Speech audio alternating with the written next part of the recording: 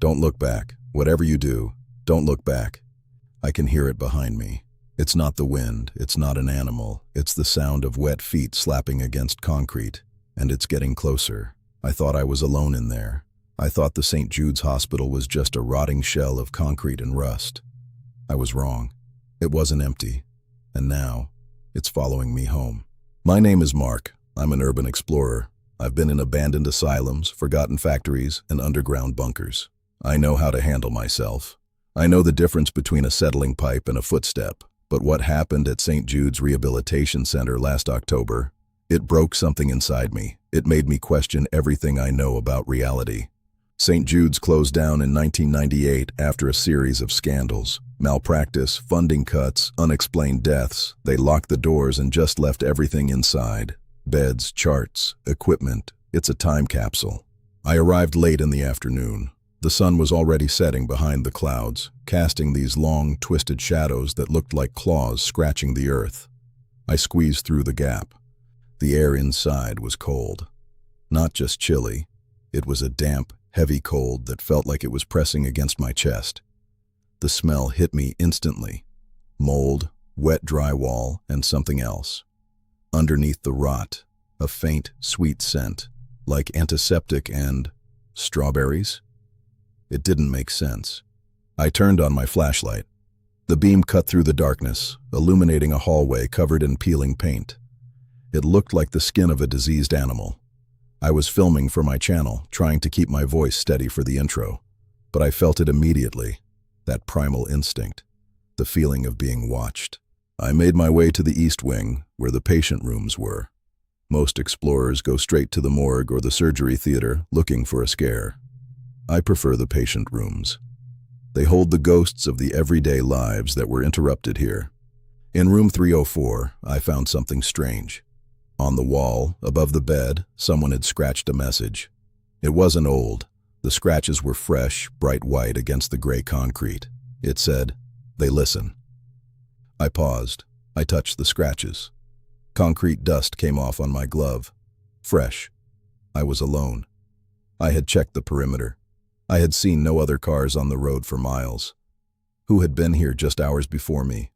I shook it off. Maybe it was teenagers. Maybe another explorer. I decided to push deeper into the hospital. I wanted to get to the cafeteria in the basement. That's where the real decay usually sets in. As I started down the stairs, I heard it, a rhythmic thumping sound. It sounded like a basketball being bounced on a hardwood floor. But this was a hospital basement. Just concrete. "Hello? Is anyone down there? I'm just filming." The sound stopped the moment I spoke. That happens. Acoustics are weird in these places. But my heart rate spiked. I felt a drop of cold sweat roll down my spine. I proceeded, but I kept my back to the wall. I moved slower. The basement was flooded. A pipe must have burst years ago. The water was black and oily. As I walked through it, tiny ripples spread out away from my boots. But then, I saw something that made my blood run cold. I stopped moving. I held my breath. The water was still rippling. Small, gentle waves were lapping against the sides of my boots. Something was moving through the water behind me. Something large. I spun around, flashlight raised. Nothing. But the ripples continued. They were coming from a side corridor. A janitor's closet. I approached the closet. I didn't want to open it. Every instinct in my body was screaming at me to run back up the stairs and get out. But I needed to know. I needed to see it. I pushed the door open with my foot. Inside, sitting on a rusted shelf, was a cassette player, an old portable tape recorder. It was recording. Right now. In that empty closet, someone had pressed record moments ago and left it there. I leaned in, listening to the playback through the tiny, distorted speaker. Day 4. I can't find the exit. I've been in the loop for hours. Room 304 leads to the stairs. The scratching. It's inside the walls now. I stared at the machine. My hands were shaking. The voice on the tape. It was my voice. I know what I heard. It was me. But I had never been in this basement before. I had never said those words. I grabbed the camera and ran. I didn't care about stealth anymore. I splashed through the black water, racing for the stairs. I reached the stairwell. I took the steps 2 at a time. But after the 3rd flight, I stopped. I wasn't on the ground floor. I was still in the basement. The stairs just kept going down. Panic. Pure, blind panic. I turned around to go back to the hallway, but the door was gone. It was just a solid concrete wall. I was trapped in a staircase that didn't exist. Then I heard the laughter. It wasn't evil. It was playful, like a child giggling. It echoed up from the darkness below me. "Who is that? Leave me alone!" I kicked. I kicked hard. I felt my foot connect with something solid. Something let go. I scrambled up the stairs, not looking back. I saw a door ahead with a red exit sign. I threw my shoulder against it.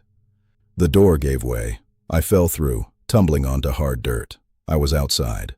I was in the woods behind the hospital. It was night now. The moon was full.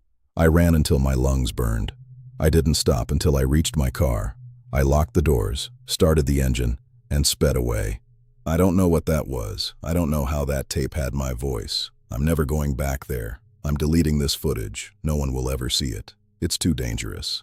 I drove for 2 hours until I reached a motel. I sat on the edge of the bed, staring at the wall. I needed to check my footage. I needed to see if I caught whatever grabbed me on film. I watched the screen. I saw myself pick up the recorder. But then, I noticed something in the background of the shot. It was watching me the whole time. It was inches from my head. I froze. I paused the video. I looked around the motel room. It was empty. I was safe. Then I noticed something else on the screen. I rewound the footage to the very beginning, to the shot of me running through the forest. That's when I realized the impossible truth. The video I had just recorded, the file creation date, it wasn't from today. It was from 3 years ago. And the person holding the camera, it wasn't me. It was someone else wearing my clothes. My face, but older, starved. I looked at the door. Then I looked at the mirror. I wasn't the one who escaped. I never left the basement, the car ride, the motel. It's all just another long hallway. And the knocking. It's coming from inside the bathroom. Don't look back.